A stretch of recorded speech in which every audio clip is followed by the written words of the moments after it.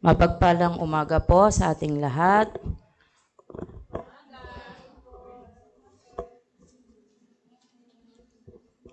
Bago po tayo magsimula sa ating panalangin, maaari po ba nating alisin lahat ng mga kasagabal sa ating panalangin, pagkausap sa ating Panginoong Diyos? Sabay-sabay po ulit tayong mananalangin po, ha? Hindi lang po yung tagapanguna.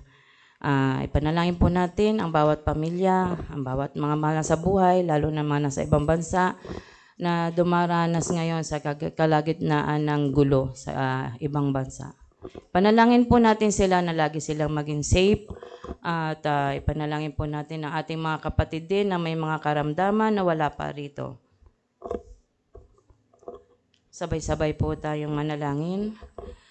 Panginoon Diyos, maraming salamat po sa umagang ito na muli niyo po kaming dinala. Muli niyo po kaming ginising, Panginoon. Salamat po sa buhay na binigay niyo po sa amin. Isa na po itong pagpapala, Panginoon, na binigay niyo po sa amin na kami ay muli niyo pong ginising.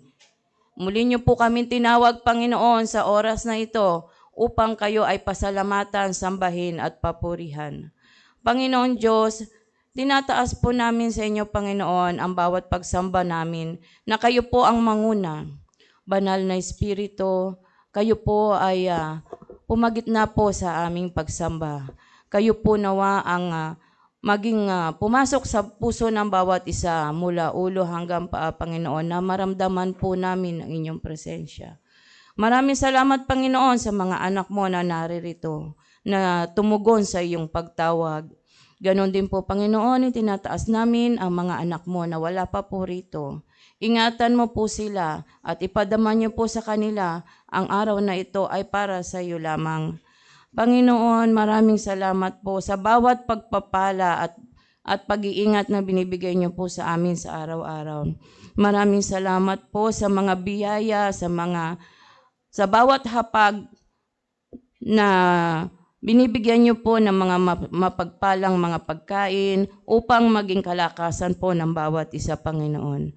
Maraming salamat po, Panginoon, sa maliwanag na pag-iisip, sa mapayapang puso, mapayapang isip, Panginoon, na ibinibigay niyo po sa bawat anak mo na hindi nakakalimot magpasalamat at sumamba sa iyo. Maraming salamat po, Panginoon, sa bawat isa. Ganon din po sa anak mo na magbibigay ng mensahe, Panginoon. Alam ko na kayo po ang laging mangunguna sa kanyang buhay at sa kanyang pamilya, Panginoon. Panginoon, tinataas po namin ang bawat sulok ng sa bahay-sambahang ito. Alisin niyo po ang anumang makakasagabal sa aming pagsamba sa inyo. Ilayo niyo po kami sa gawa ng kaaway, Panginoon. Alam po namin ang kaaway ay gumagawa ng paraan upang kami ay gambalain. Ngunit hindi po niyo ito'y pahihintulot, Panginoon. Kayo lamang po ang aming sasambahin. Kayo lamang po ang aming titingnan sa mga oras na ito. Maraming salamat po sa inyo, Panginoon. Ang lahat po ng ito itinataas namin sa dakilang pangalan ni Jesus. Amen. Amen. Palakpakan natin ating Panginoon. Hallelujah. God is good.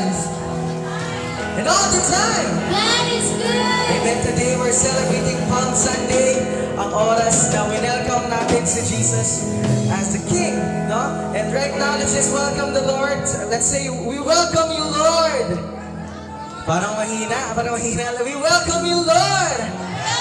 Let's all shout, Hosanna. Hallelujah. Palakpakan natin ating Panginoon. Let's give God our highest praise today. Hallelujah. Come on.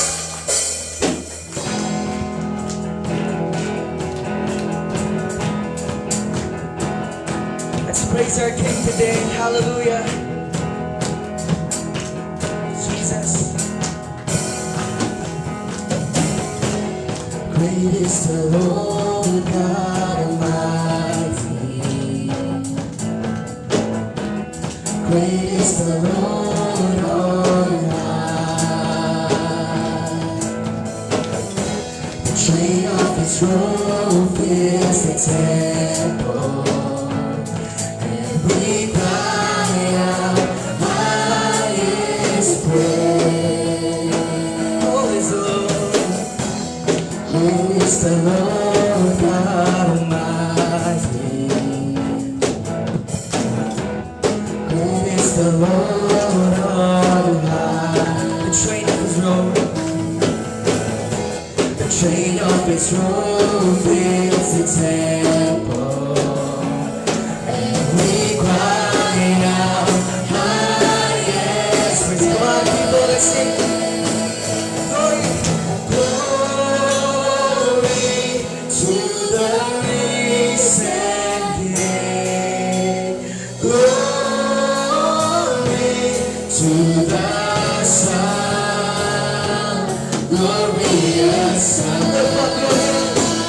Lift up your hands, open the doors, let the King of glory come in, and forever we are God, our God. Yes, Lord, we worship You. Holy is the Lord. Holy is the Lord God Almighty. Holy is the Lord on high. Let all the earth bow before You and crown You Lord of all. And crown You Lord of all. Sing holy, glory to the risen King. To the Son, glorious Son. Lift up your hands, lift up your hands, open the doors, let the King of glory come in, and forever we are God. Lift up your hands, open the doors, let the King of glory come in. And forever we are God, our God. Thank You, Lord. We sing glory.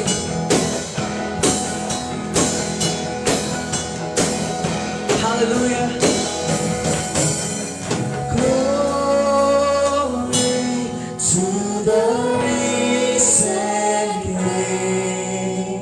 Glory to the Son, glorious Son. To the Son, to the Son, glorious Son. Lift up your hands, open the doors, let the King of glory come in, and forever be our God. Listen, lift up your hands, lift up your hands, open the doors, let the King of glory come in, and forever be our God. Forever be our God, and forever be our God, our God. Hallelujah. Come on, let's give God a highest praise. Tuloy pala pangalan natin, Panginoon.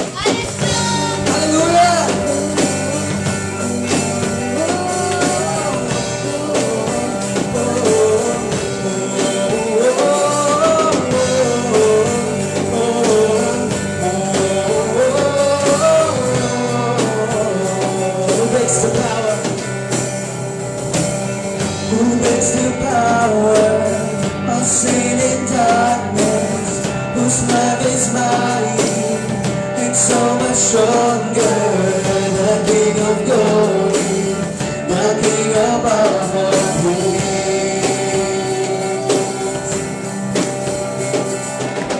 Who shakes the whole earth with holy thunder, who leaves us breathless in awe and wonder. The King of glory, the King above all kings. Say, this is amazing grace. This is amazing grace. Yes, Lord. This is unfailing love. Oh, that you would save my praise, that you would bear my cross, to lay down your life, that I would be set free. Oh, Jesus, I sing for all that you've done for me. Oh, oh,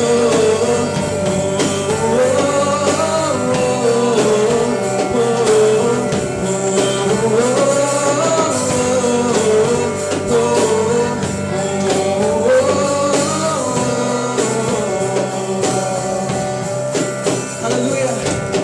Who brings the chaos back into order? Who makes the orphan a son and daughter? The King of glory, the King of glory, who rules the nations with truth and justice, shines like the sun in all of its brilliance. The King of glory, the King above all kings. Say, this is amazing grace. This is amazing grace. Yes, Lord. This is unfailing love, that you would save my praise, that you would bear my cross, to lay down your life, to lay down your life, that I would be set free. Oh, Jesus, I sing for all that you've done for me. Oh, oh,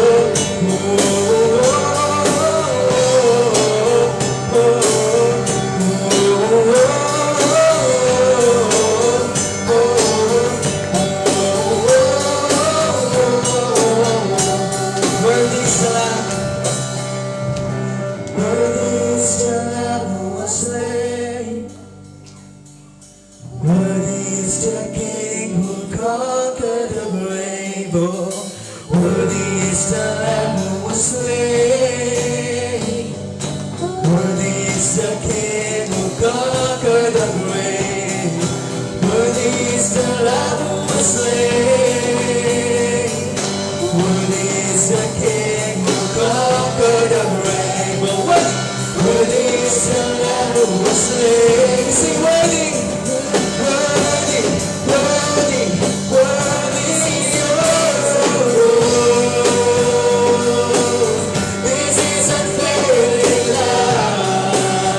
Yes, Lord, that you would save my praise, that you would bear my cross. Hallelujah, you laid down your life,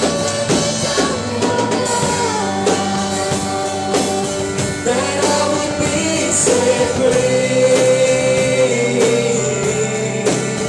Oh, Jesus, I sing for all that you've done for me, all that you've done for me. Oh, Jesus, I sing for all that you've done for me. Hallelujah. Hallelujah. We continue to worship you, Lord, and we continue to welcome you in this place, Panginoon. Dahil ang lugar na ito ay sa iyo, Panginoon. Hallelujah. We welcome you, not just in this place, but in our lives right now, Panginoon. Sa aming buhay, sa aming puso. Patuloy ka naming pupurihin, Panginoon. Hallelujah. Let's continue to worship and lift up our prayers right now sa ating Panginoon. We will all shout, Hosanna. Save us, Lord. Hallelujah. Come on.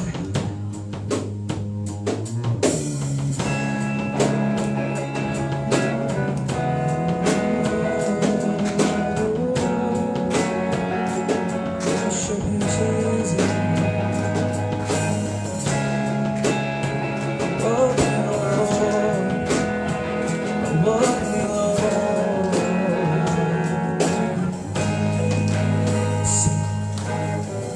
I see the King of Glory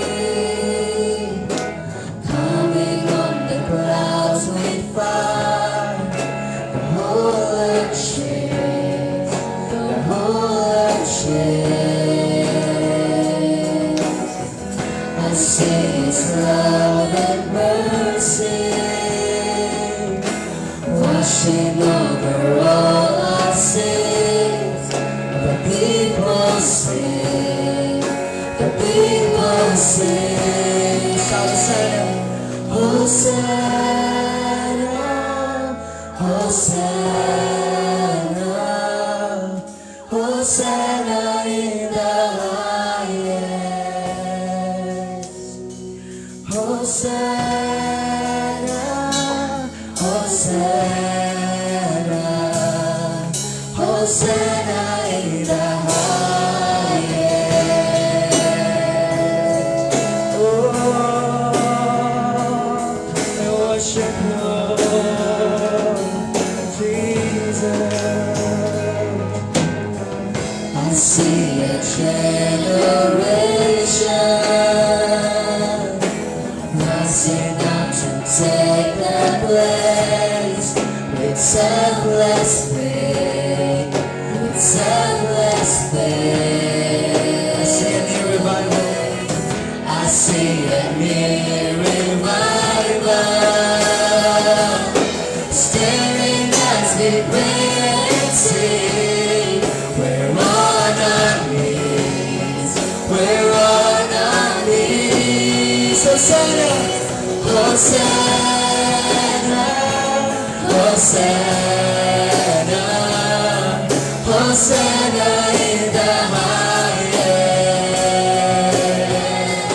Hosanna, Hosanna, Hosanna in the highest.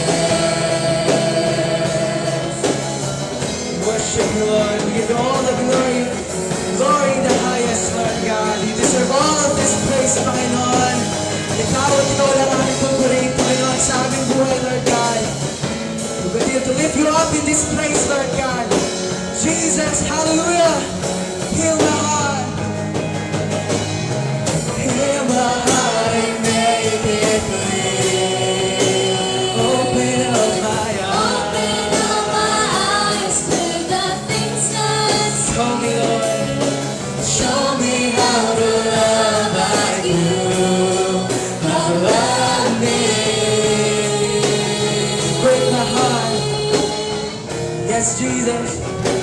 Break my heart for what breaks yours. Everything I am is for your kingdom's come.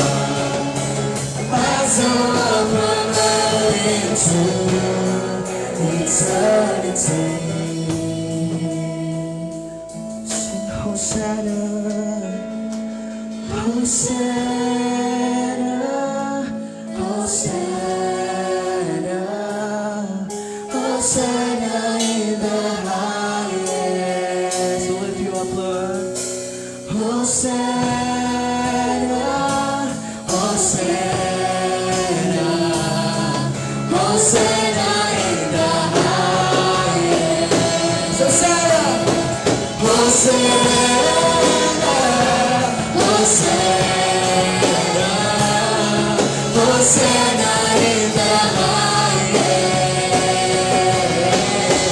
Hosanna, Hosanna, Hosanna in the highest.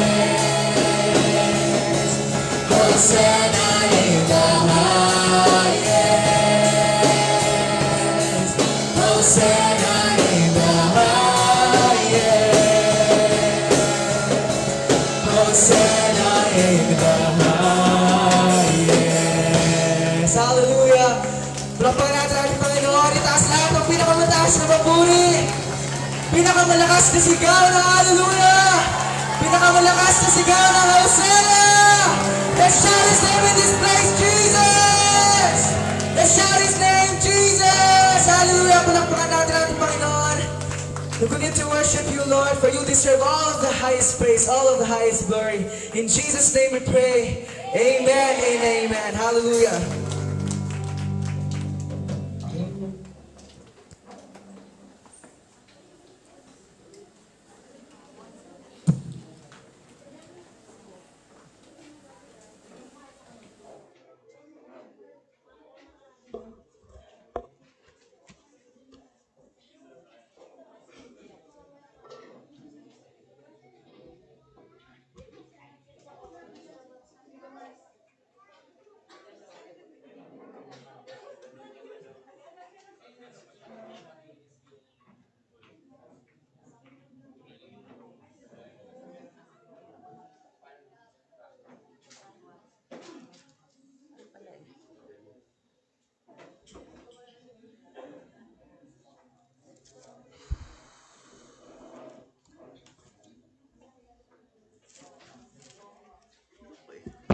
Ayun na.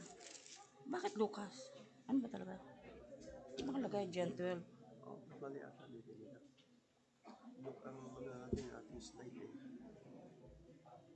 Lucas? Lucas ano yun? 19? 1920.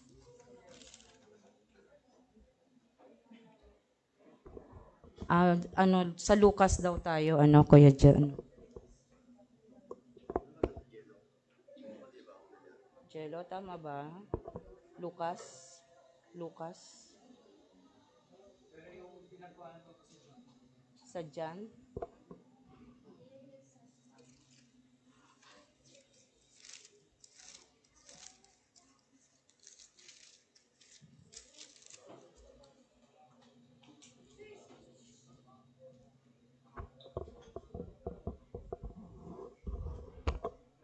Sa ating pong scripture reading ay mula sa Juan, Kapitulo 12, kabersikulo 12 hanggang 15. Kinabukasan, nabalitaan ng maraming tao dumalo sa pista na si Jesus ay pupunta sa Jerusalem. Kumuha sila ng mga palapa ng palmera at lumabas sila sa lungsod upang sila'y salubungin. Sila'y sumisigaw, "Purihin ang Diyos! Pinagpala ang dumarating sa pangalan ng Panginoon. Purihin ang Hari ng Israel." Nakakita si Jesus ng isang batang asno at sinakyan niya ito. Gaya ng nasusulat, "Huwag kang matakot, lungsod ng Sayon. Masdan mo, dumarating ang iyong hari, nakasakay sa isang batang asno." Purihin po natin ang pagkabasa ng banal na salita.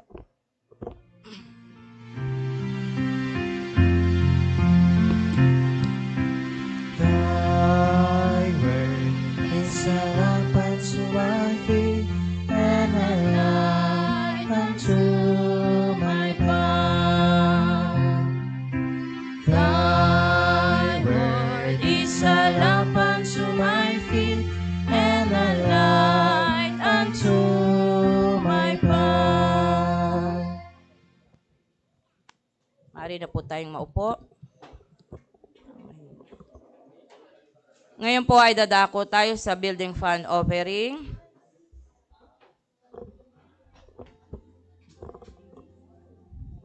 Maaari ba itong likumin ng atin ng kapatid na si Zoe?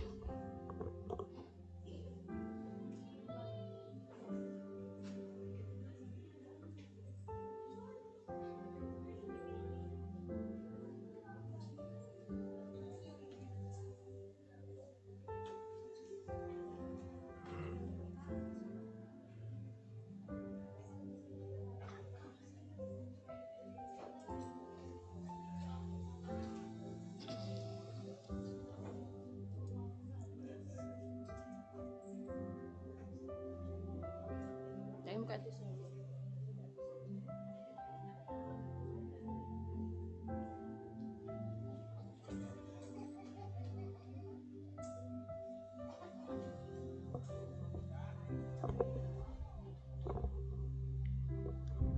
Ngayon naman po, tinatawagan natin ang mga gustong magpasalamat o mag-testimony.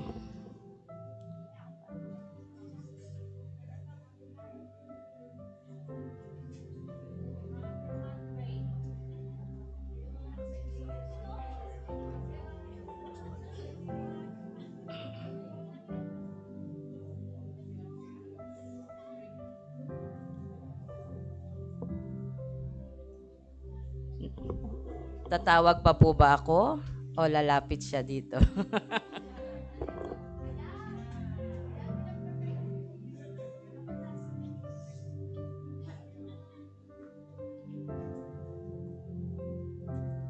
Good morning, everyone. I'm Minnie Sofia Antonio.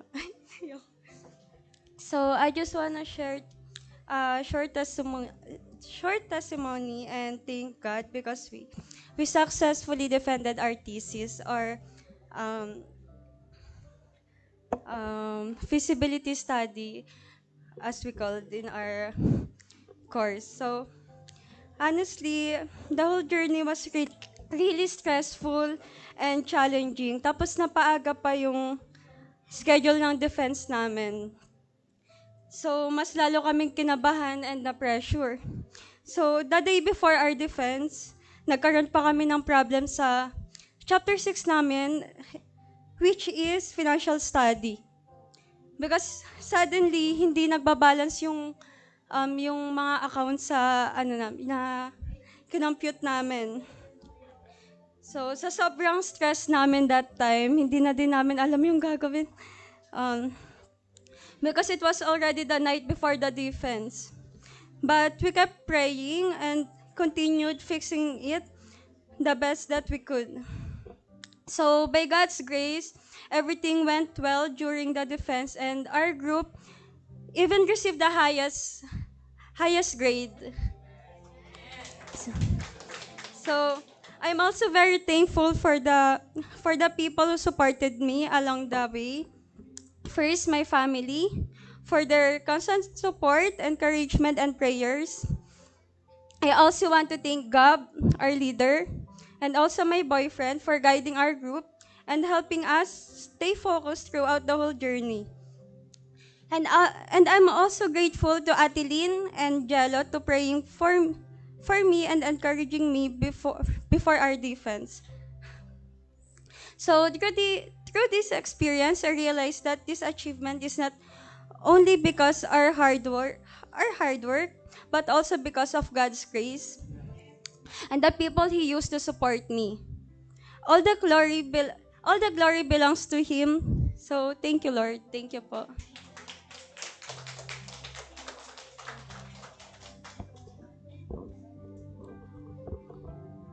Meron pa po ba?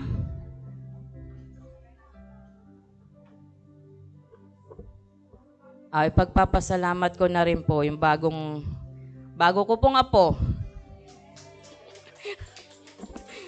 Sa ayaw at sa gusto ko po, kailangan ko siyang tanggapin. Pero tinaas ko sila sa Panginoon na nawa, alam ko itong batang to ay blessing. Malapad ang noo. Malapad ang noo tulad ko. Magiging matalino itong batang to at darating ang araw, magiging presidente ng Pilipinas. At ito ay aalagaan na ng kanyang nanay. Ngayon naman po, ihanda po natin ang ating mga sarili sa pinakamahalagang bahagi ng ating pagsamba. Makinig po tayong mabuti sa magbibigay ng mensahe na alam natin na marami tayong kapupulutan ng aral. Ang magbibigay po ng mensahe ang ating kapatid na si Angelo James Lorenzo.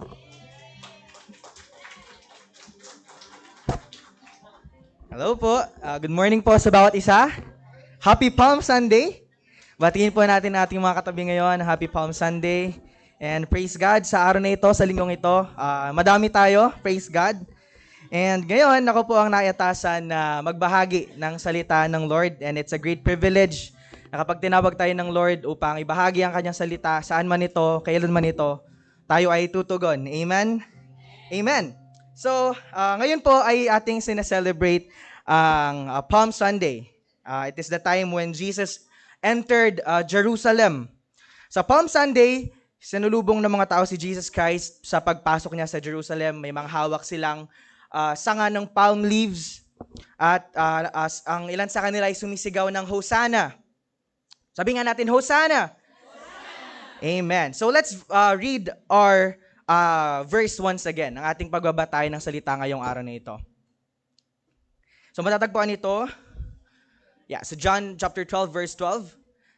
Nang kinabukasan, sabay-sabay na po nating basahin. 1, 2, 3, go! Nang kinabukasan ng isang malaking karamihan na nagsiparoon sa pista, pagkabalita nila na si Jesus ay dumarating sa Jerusalem. Next.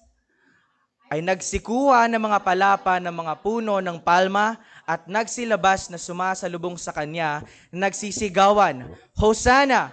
Mapalad ang pumaparito sa pangalan ng Panginoon, sa makatwid bagay ang hari ng Israel. Manalangin po tayo. Aming Amang makapangyarihan sa lahat, maraming salamat Panginoon sa araw na ito na iyong pinagkaloob sa bawat isa. Maraming salamat Lord God sa bawat anak mo na iyong tinawag na narito ngayon Panginoon, na handang magpuri at makinig ng iyong mensahe Panginoon. Lord, gamitin mo ang bawat isa, manahan ka sa amin Lord God sa dakong ito ng aming simbahan Panginoon. At aking dalangin Panginoon na ako itago mo sa iyong likuran Panginoon, ikaw mo siyang makita, ikaw mo siyang marinig Panginoon Lord God. Gamitin mo lamang ako, use me as your vessel Lord God to share your word today Panginoon. Hindi ako yung makita, Lord. But ikaw, Lord God, ikaw yung mag-front, Lord. Gamitin mo lamang ako, Lord. Anoint me, anoint my heart, my mind, my lips right now, Lord. And ang lahat na ito, all for your glory. In Jesus' name I pray. Amen and amen. So let's, before tayo dumako sa ating mga pag-aaralan ngayong araw na ito, let's watch this video.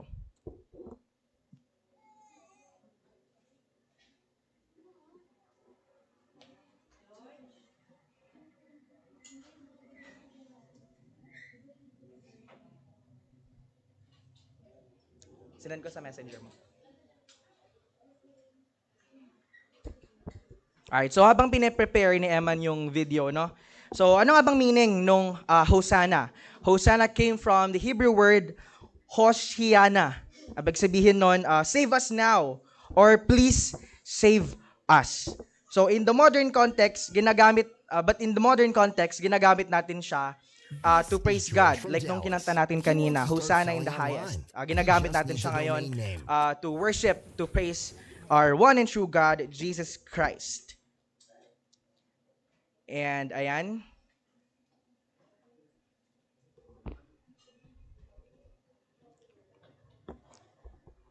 Yeah, let's wait.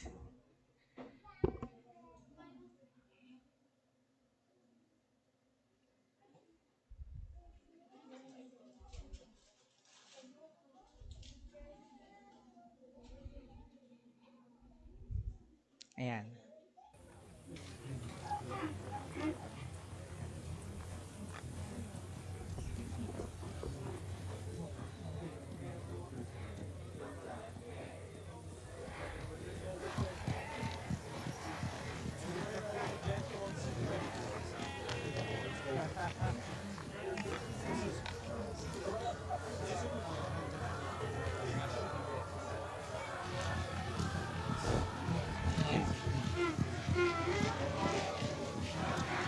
Do you hear that?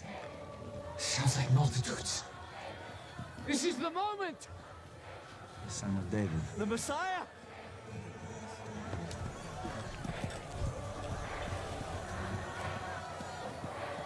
Hosanna. It means save us. Hosanna to the Son of David! Hosanna to the Son of David!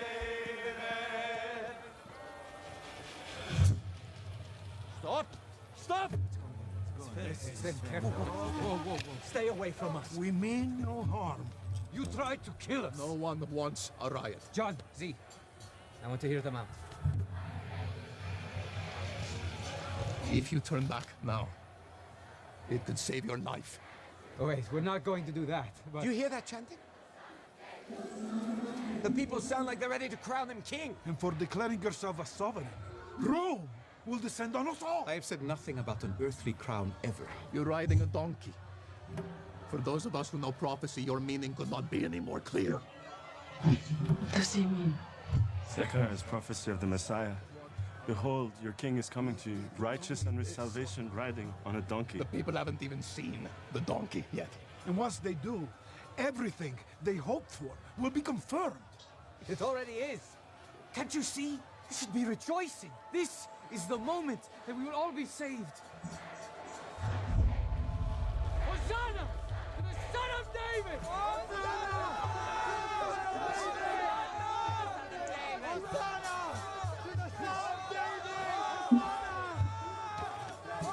I don't stand with these men, but they are right. Raising Lazarus changed everything. Jesus will not be safe inside the city gates. You are calling for his killing! Don't you see? Teacher, if you value your own life, tell your students to stop. I could tell them to stop. But I tell you, if they were to be silent, even these very stones around us would cry out in their place.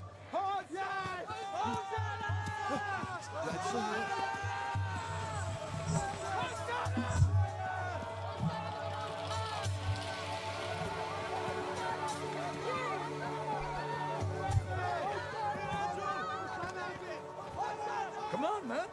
It's good news for you, too.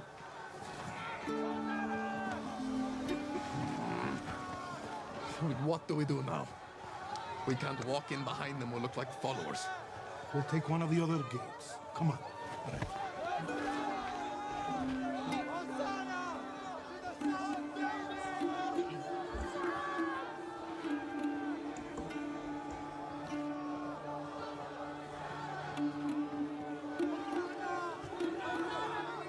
Use it.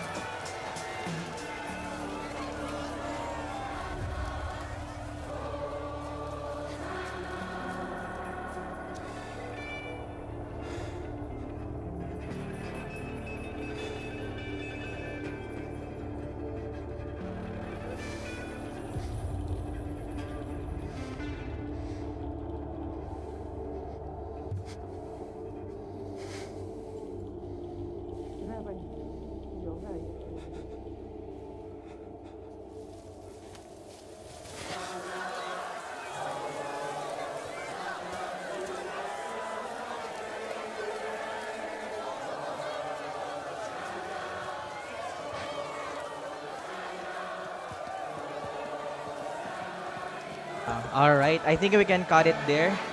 Lampakan natin ng Lord. So, tulad na napanood natin sa video, nakita natin na ang daming sumalubong kay Jesus. At noon, akala ng mga tao na ang darating na hari ay ang magliligtas sa kanila mula sa mga Romano. Because that time, yung bayan nila ay under ng pananakop ng mga Romans. Pero, may mas malalim na nangyari at may mas malalim na dahilan. Sa araw na yon, tinupad ng Diyos ang kanyang pangako. Pinapakita niya na siya'y tapat sa kanyang salita. Pero katulad ng mga tao noon, may mga problema rin tayo sa pananampalataya. By the way, our title for this message is Hosanna, the Faithful King has come. So dumako po tayo sa ating problem number 1. Sabay-sabay po nating basahin in 1, 2, 3.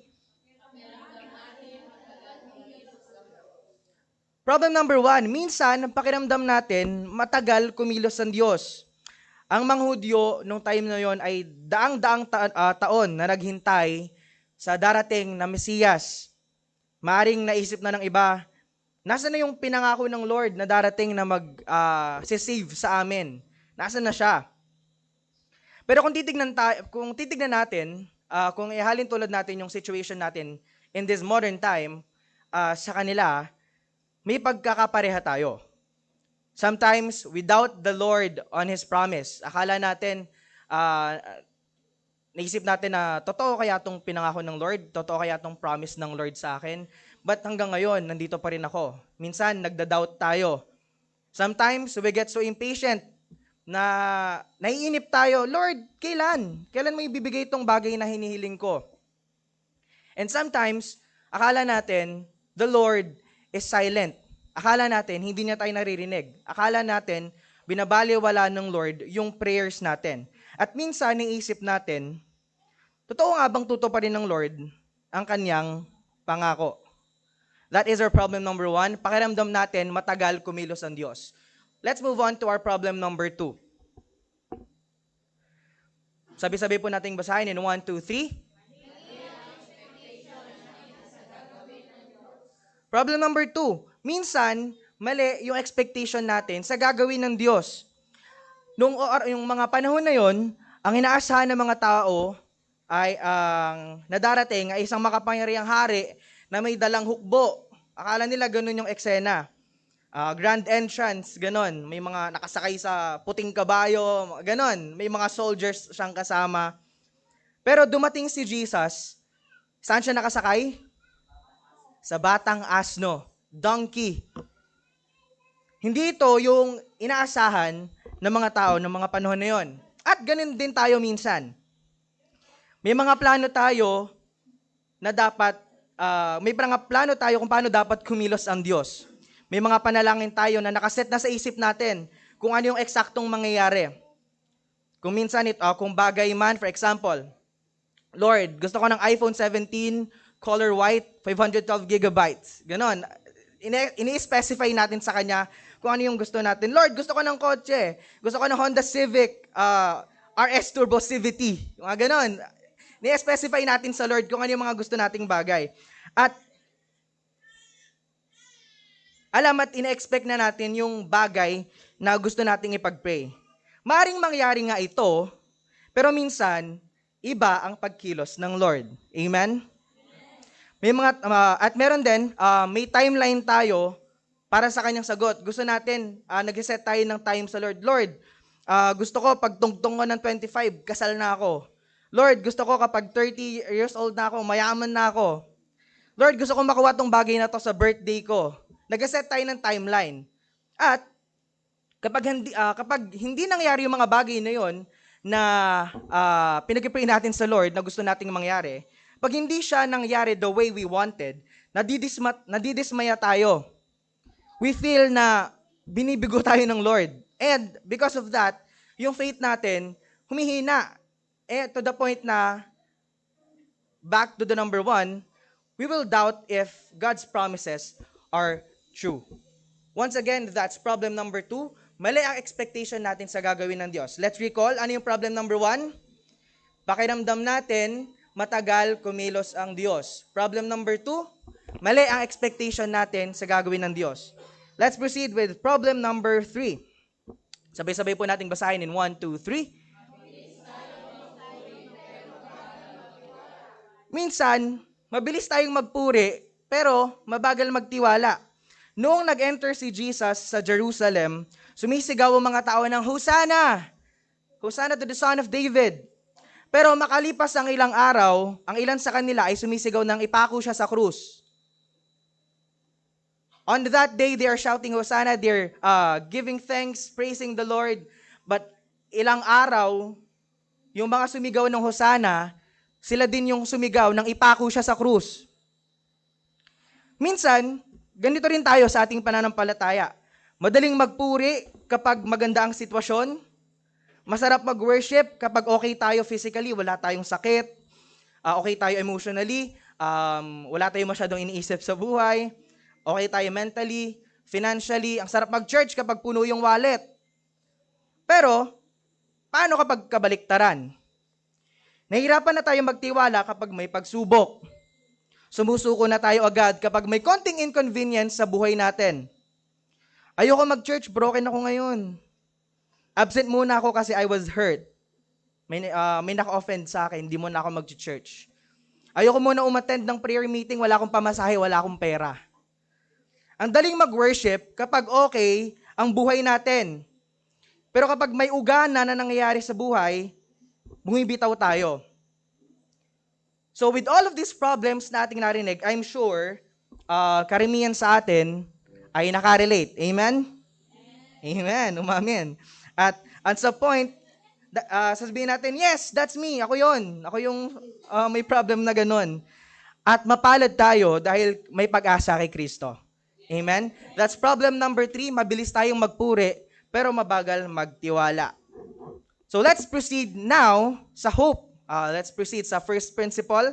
Sabay-sabay po nating basahin. Amen. Tapat ang Diyos sa kaniyang pangako kahit matagal. Kung titignan natin, ang pagpasok ni Jesus sa Jerusalem ay pagtupad sa prophecy from the book of Zechariah. Sige, next slide. Sa Zechariah chapter 9, verse 9, sinabi doon, O Zion, magdiwang ka sa kagalakan, O Jerusalem. Ilakas mo ang awitan, bagkat dumarating na ang iyong hari na magpapatagumpay at mapagwagi. Dumarating siyang may kapakumbabaan, batang asno ang kanyang sasakyan. Around 500 years ago, bago ang New Testament, may nagsabi na patungkol sa pag-enter ni Jesus sa Jerusalem. Ibig sabihin, kahit daang-daang taon ang lumipas, hindi nakakalimutan ng Diyos ang kanyang salita. Amen? Amen? Amen! Kahit gaano katagal sagutin ng Lord ang prayer mo, by our faith and by His will, mangyayari siya. Amen? So if you have that prayer in your heart right now, it could be in your family, it could be about your health, career, education, or in your finances, the Lord is telling you right now, be still and know that I am God. Amen? The Lord is reminding you that when the time is right, I, the Lord, will make it happen. Ang Palm Sunday ipatunay na tapat ang Diyos sa kanyang salita. Ito ay totoo. Ito ay buhay. Kapag sinabi niya, at walang sino man at anuman ang maaring makahadlang dito. Amen. Kapag sinabi ng Lord na gagaling ka, gagaling ka. Kapag sinabi ng Lord na gagraduate ka, gagraduate ka. Pag sinabi ng Lord na hindi ka maghihirap, hindi ka maghihirap. Amen. Kahit gaano man katagal, kahit gaano man kaimposible, isa lang ang katotohanan. Tapat ang Diyos sa kanyang pangako. Amen? Palakpakan natin ng Lord. That's our principle number 1. Tapat ang Diyos sa kanyang pangako kahit matagal. Let's proceed with our second principle. Sabay-sabay po nating basahin. Amen. Tapat ang Diyos kahit iba ang paraan niya. Ang sabi ni Yahweh, next slide.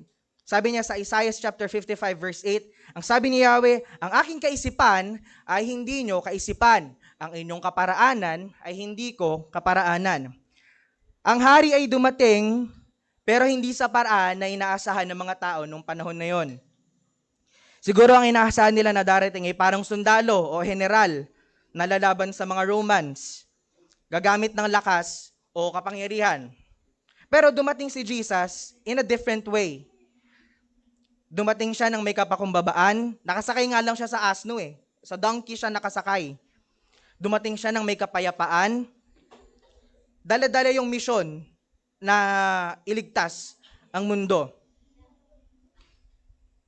Minsan, ang sagot ng Diyos sa ating mga panalangin ay maaring hindi sa paraan na inaasahan natin.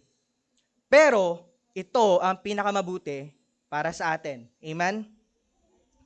May mga hiling tayo na maaring sirain ng Diyos dahil ang kahilingan na yon ang baka maaring makasira sa atin. Pero hindi ibig sabihin nun na hindi siya tapat. Dahil hindi lamang siya tapat, siya rin ay mabuti. Alam niya kung ano ang dapat at ang makakabuti para sa atin. At nakakasiguro tayo na ang ibibigay ng Panginoon ay ang the best. Amen? Amen. Our principle number 1 is tapat ang Diyos sa kanyang pangako kahit matagal. Our principle number 2, tapat ang Diyos kahit iba ang paraan niya. So let's proceed with our principle number 3.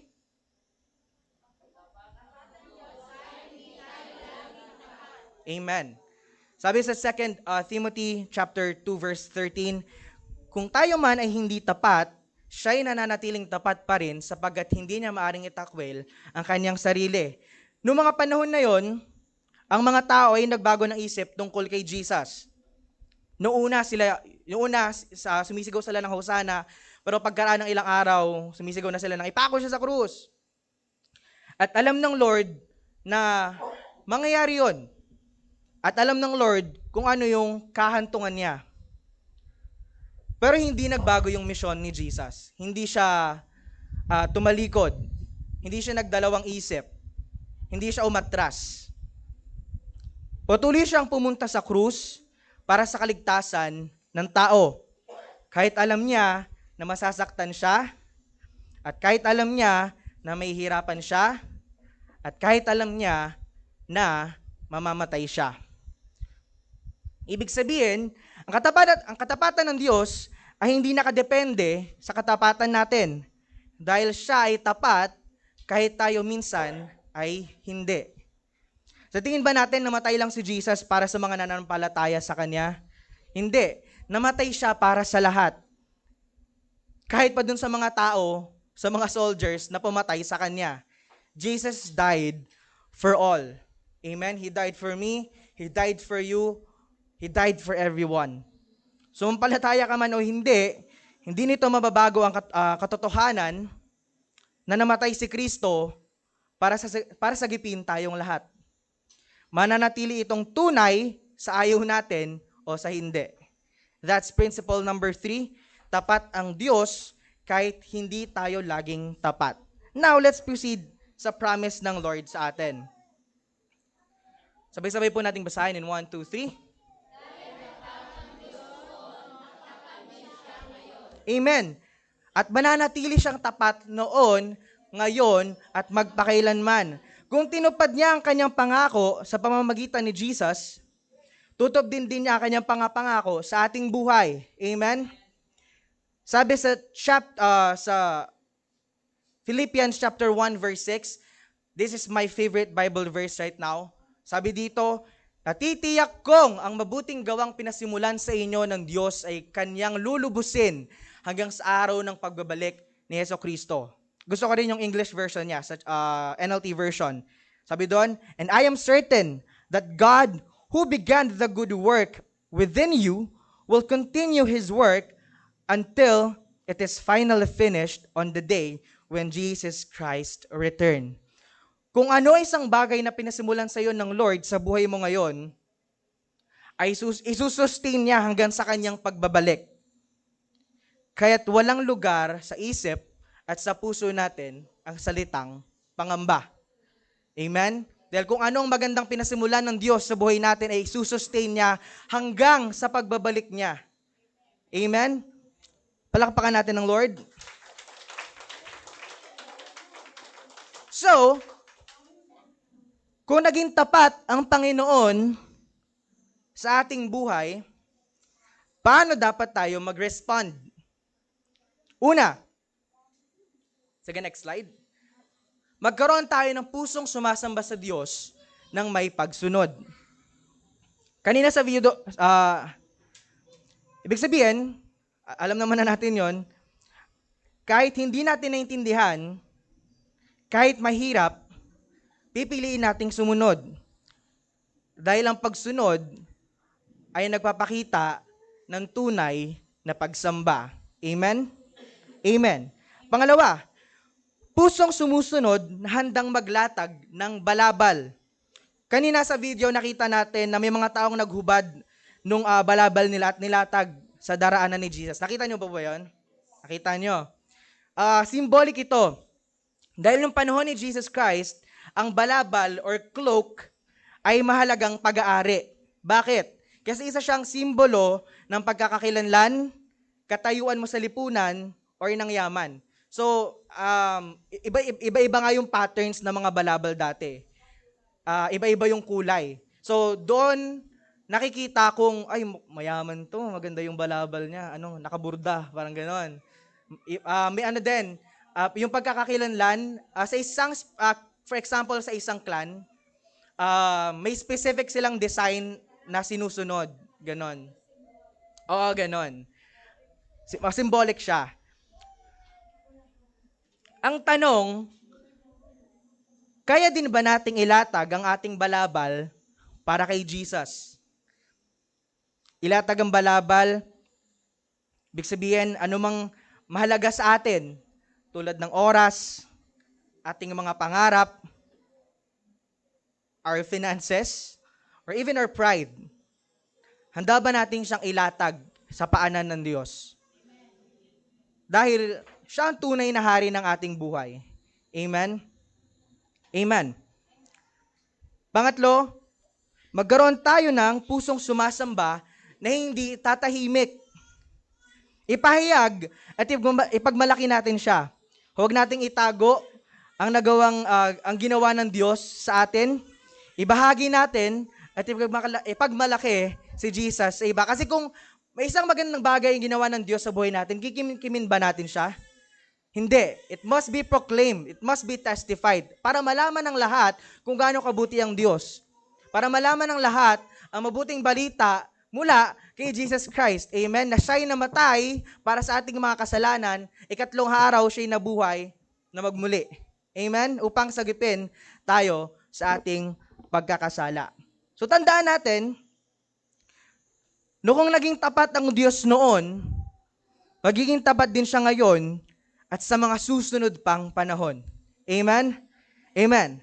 And I just want to share this quick testimony regarding sa sa OJT season ko. Gusto ko siyang i-share. Actually, matagal na gusto ko siyang i-share. Pero ito yung nilaan ng Lord na oras para may bahagi ko siya sa inyo. So yun. May oras pa naman ata. Ayun. So, since third year college po ako sa University of Rizal System Mangono campus, pinaghahandaan ko na at pinag-prepare ko na yung OJT ko. Kasi alam kong magiging mahirap siya because I am a working student. So, nagsimula yung interest ko sa FEBC, Far East Broadcasting Company Philippines, after ko mabaptized. Kung matatandaan nyo, nagkaroon tayo ng baptism sa Morong. Ayun. At ang nagbaptize sa akin ay sila Pastor and si Attorney Cao. And si Attorney Cao ay connected sa 702 DZAS FEBC. Dahil si Attorney Cao ay isang program host sa isang program sa 702 DZAS, which is ang serbisyong OFW. And, yes po. And, nung time na yon, after nung baptism natin, Monday for sure, shinout out na yung church. Kasi nga nagkaroon tayo ng baptism. Tapos shinare na yon sa GC natin. So, nung nakita ko, ay okay to parang broadcasting company tapos Christian company. So, siya, perfect. At, at that time, kinlaim ko na dito ako mag-OJT. Dito ako papasok. Dito ako mag-apply. And nung nag-open na yung application for our OJT sa FEBC agad yung first choice ko. Although nag-send ako ng ibang application, pero ang top priority ko is FEBC. Do or die siya. Kung wala, sa iba, ganun. Pero kinlaim ko siya na dito ako, Lord. Dito mo ako ilalagay. So, paano nangyari yung spiritual confirmation na doon nga ako mag-OJT? So, habang inaayos ko yung requirements ko, sobrang daming requirements, medical, ibang papeles sa school, ganun. Sobrang dami. So, habang inaayos ko siya, hindi ko maiwasan na ma-anxious. Iniisip ko kung paano ko mababalance yung OJT and yung work. Kasi parehas magiging 9 hours yon, kasama yung lunch time. So, 9 hours sa OJT, 9 hours sa work, that's 18 hours na ng buhay ko. Iba pa yung biyahe. Let's say 1 hour yung biyahe. Preparation, ligo, kain, that's another 1 hour. So meron na lang akong less than 4 hours ang buhay ko at ilalaan ko yon maaari sa pagtulog. So nag-worry na ako, di ko na alam gagawin. So then one early morning, Sunday night, Monday ng madaling araw, around 4 a.m., nagpe-pray ako sa Lord kasi nga hindi ako makatulog. Iniisip ko siya buong araw. Nag-worry na ako, di ko na alam gagawin. Sabi ko, surrender ka na lahat sa Lord. Parang halos maiyak ako sa Kanya, nagpe-pray ako. Sinurrender ko lahat ng worries, ng fear, especially sa health ko. Kasi nga, nung nag-research ako kung ano yung mga, parang pattern ba na dapat kong gawin. Results, hindi siya advisable. Ang 4 hours na tulog for a month, for 2 months. Hindi naman kasi talaga tunay. Naghahanap ako ng parang study na magja-justify nung gagawin ko, pero wala. So, kasi, hindi ko naman pwedeng itigil, hindi naman pwede na hindi ako mag-OJT. Kasi hindi ako makagraduate. At hindi rin naman pwede na tumigil ako sa work. Kasi paano naman yung gastusin namin. So, I confessed sa Lord. Sabi ko, Lord, hindi ko kaya to. Mahina ako, Lord. Hindi ko siya kaya. I was pleading. Nakikiusap ako sa Kanya. Lord, hindi ko kaya to. Hindi ko kakayanin to. If I'll just parang magre-rely sa strength ko alone, hindi ko siya kaya. Hindi ko siya kaya. So sabi ko, Lord, I'll let you do this for me. Ikaw ang kikilos. I'll let you do the thing. Just use me. And then after I prayed, hindi pa rin ako makatulog. After ko mag-pray, nag-open ako ng iPad, nag-Facebook ako saglit. Pagkabukas ko ng Facebook, nakita ko yung live ng FABC 702 DZAS sa program nila, morning program na Unang Salmo. Parang morning devotion program ng 702 DZAS. And yung speaker that time is Kuya Kael Garcia. And si Kuya Kael Garcia ay alumni ng school namin sa University of Rizal System Mangono Campus. Doon siya nag-work. At kilala siya nung professor ko, si Maria Cecilia Ranyola Villegas. And ang topic and devotion ni Kuya Kael that time is about God's faithfulness sa kanyang promise. Can we show the slide?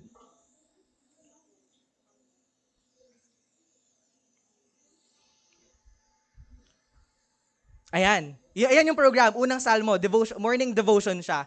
Tapos, ang message is from 2 Peter chapter 3, verse 9. Sabi doon, ang Panginoon ay hindi nagpapabaya sa kanyang pangako gaya ng inakala ng ilan. So, I was worrying, Lord, di ko kaya to. But God reminded me of His promise. Sinabi niya sa akin, kung pinayagan ko, kung pinagpatuloy ko na mag-college ka, even you're working, sa tingin mo, hindi ko siya mapagtatagumpayan. That moment, a peace pumasok siya sa heart ko. Napaluha ako kasi ramdam ko na kinakausap ako ng Lord. And I receive a confirmation that Jesus, the Lord our God, is a promise keeper. Kung pinangako niya sa akin na makagraduate ako despite working, makagraduate ako. all by His grace alone. Amen? Parang sinasabi niya sa akin na, tapat ako. May plano ako sa'yo. Kapag sinabi kong gagraduate ka, gagraduate ka. At doon ko na-feel yung confirmation ng Lord sa path ko in my OJT seasons, FEBC 702 DZS, at sa school journey ko. So palakpakan natin ng Lord. At kung ginawa niya yon sa buhay ko, gagawin niya yon sa buhay ng lahat. Amen? Kung tinupad ng Lord at tinutupad ng Lord ang pangako niya sa isa, ganun din sa lahat. Amen? At tandaan natin ito, last slide. Tandaan natin na hindi kailanman napapako ang pangako ng Diyos. Dahil ang Diyos mismo ang napako upang matupad ang kanyang pangako. Palakpakan natin ating Panginoon. Sa Diyos lahat ng papuri, sa ngalan ng Ama, ng Anak, at Banal na Espiritu Santo. Amen and amen.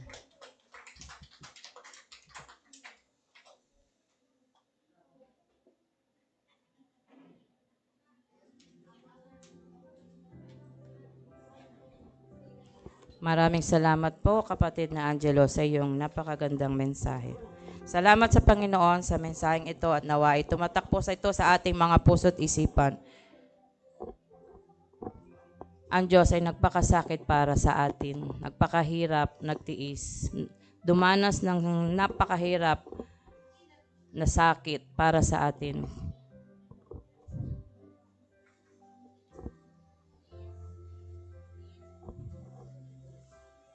Ngayon naman ay dadako tayo sa tithes and offerings. Ito po ang sinasabi ng Panginoon mula sa Kawikaan, Kapitulo 3, 9 hanggang 19. Parangalan mo si Yahweh sa pamamagitan ng iyong mga kayamanan, at mula sa iyong pinakamainam na ani, siya ay iring handugan. Sa gayon, kamalig mo ay laging aapaw, sisidlan ng inumin ay hindi nga matutuyuan. Tinatawagan ko po si kapatid na Zoe at kapatid na Angel sa paglilikom.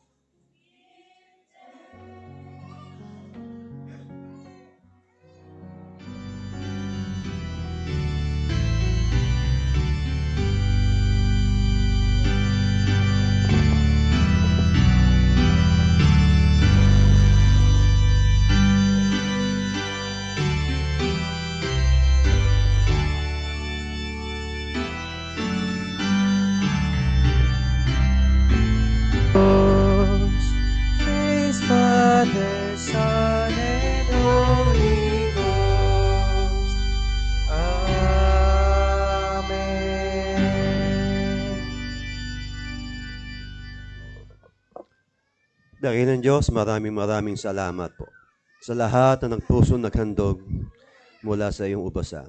Salamat, Panginoon, sa mga anak mo, naghandog ng bigay sa kanilang mga kasampung bahagi. Pagpalain mo, Panginoon, ang mga kabuhayan na meron sila at i-bless mo, Panginoon, ang mga buhay nila sa paglilingkod sa iyo. At patuloy, Diyos, ibalik mo sa kanilang liglig, siksik, umaabaw ang pagpapalang ito na magagamit, Panginoon, sa iglesyang ito. In Jesus' name, Amen.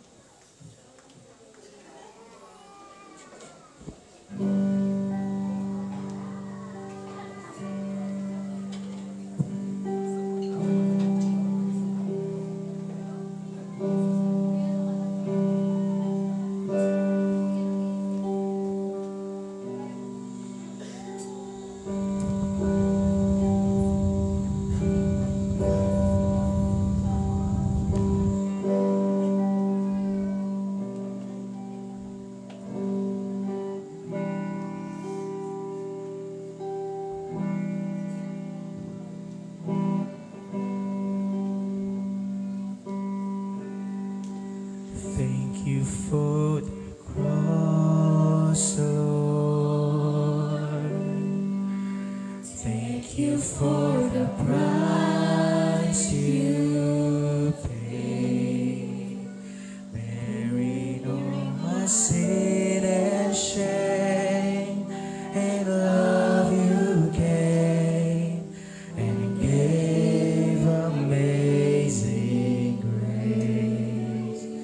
Thank you for this love, Lord. Thank you for the nail pieces. Wash me in your cleansing flow. Now all I know, your forgiveness and embrace.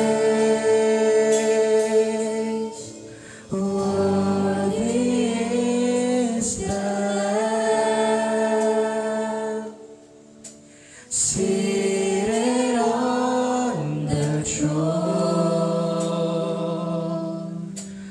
Crown you now with many crowns. You reign victorious.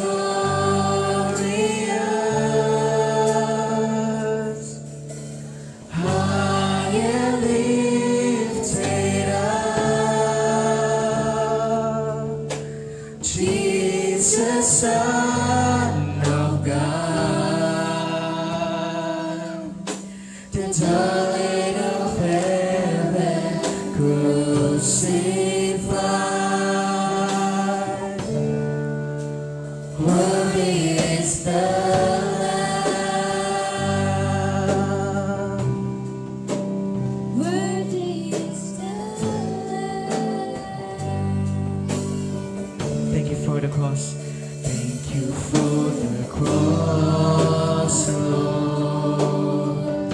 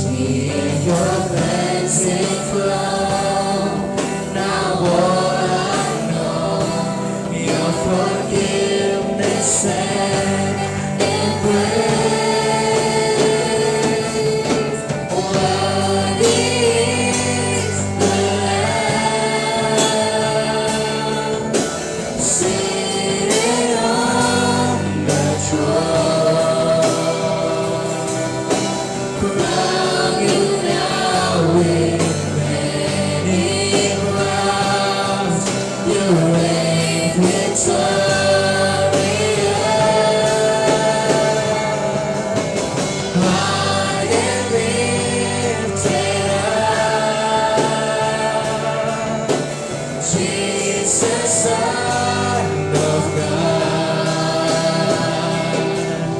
the darling of heaven, crucified. Worthy is the Lamb, worthy is the Lamb, worthy is the Lamb.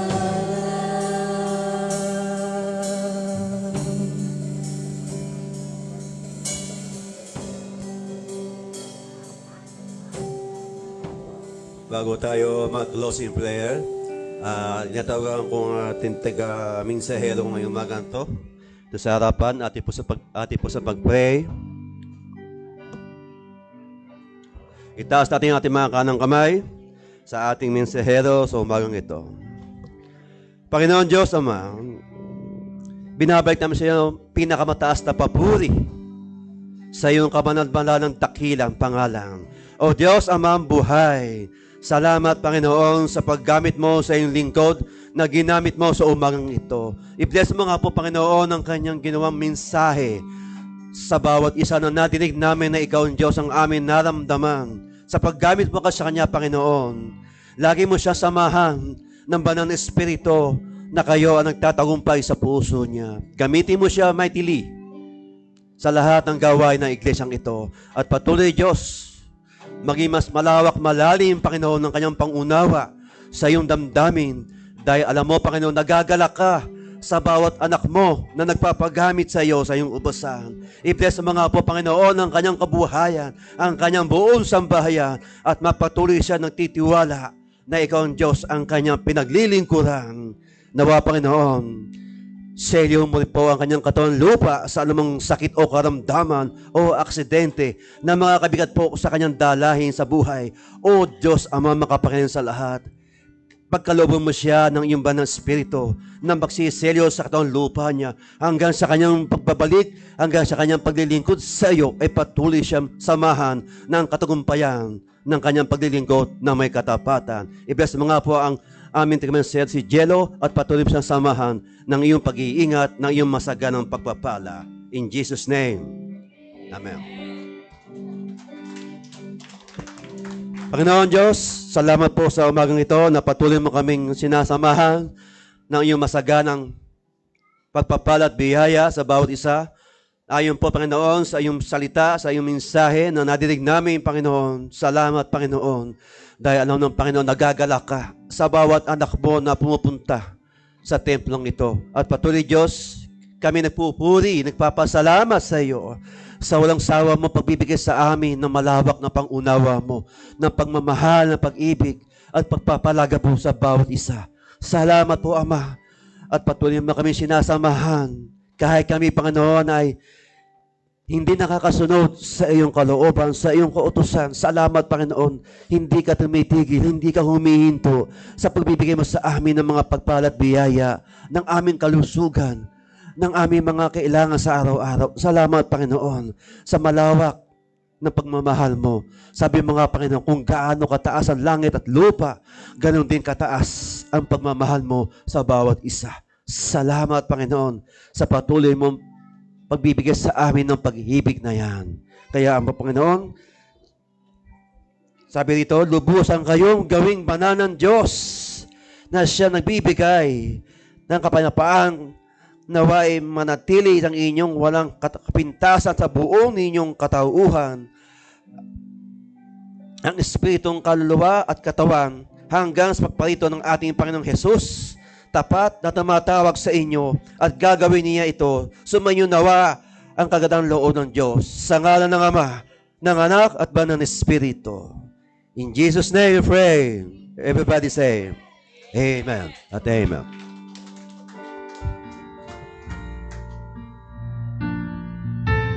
Glory to God, be the glory. To God be the glory for the things He has done.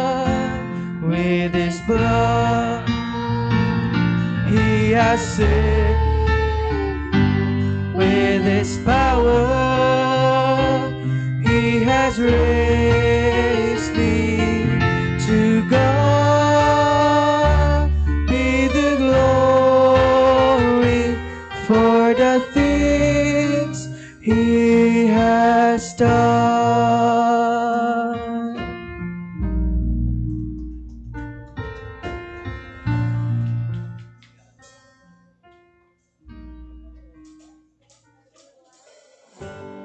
Po, pinig na ating mga church announcements.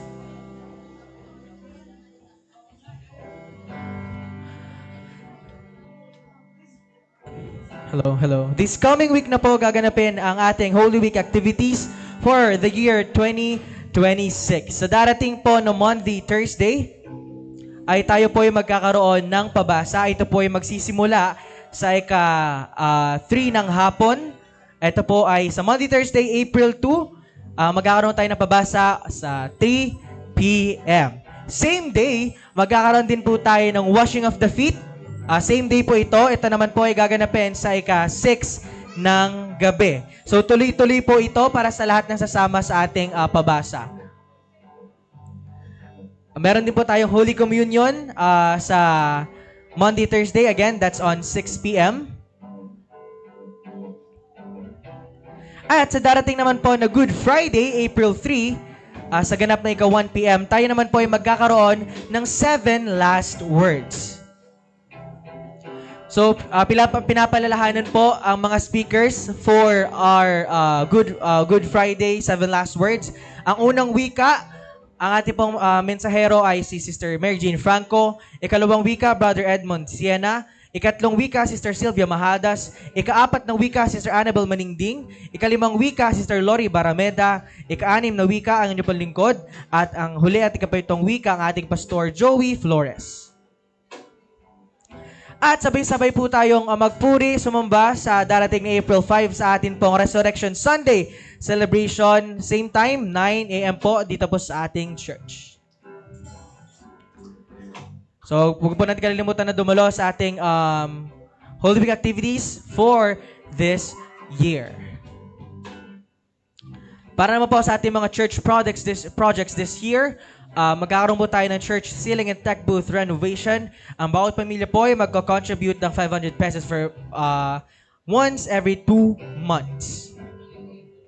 So magkakaroon po tayo ng panibagong contribution this coming April.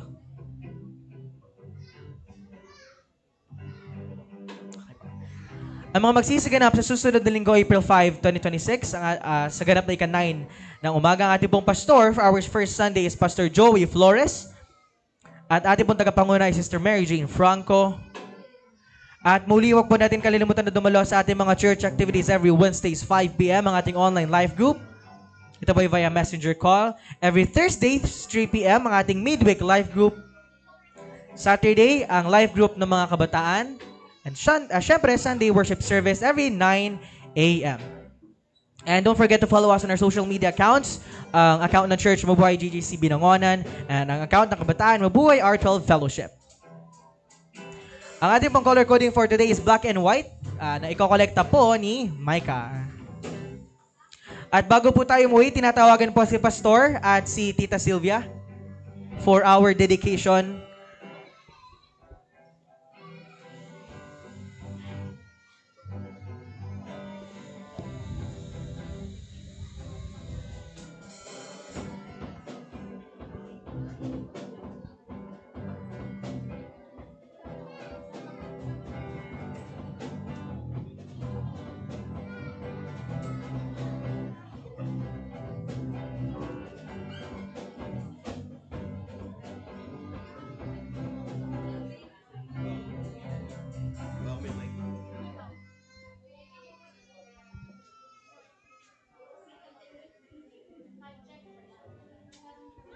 Dakilang Diyos, amin po inahandog ang batang ito sa iyong iglesia, sa iyong ubosan, upang paglaki ng batang ito, kayo pong aalali sa kanya. Maging po sa kanyang mga magulang o Diyos, Samahan mo sila yung matagumpay na pagpapalaki sa batang ito at ituro niya sa batang ito ang iyong kalooban, ang iyong kautusan. Salamat, Panginoon, na patuloy mong paggamit sa mga magulang ito at manatili po sila sa iyong presensya, sa iyong pag-ibig at mawa, Panginoon, ang batang ito lumaki ng iyong pagkalinga. Ito po ang aming inaalam batang ito sa ngalan ng Ama, ng Anak at Banal na Espiritu. Amen. At amen.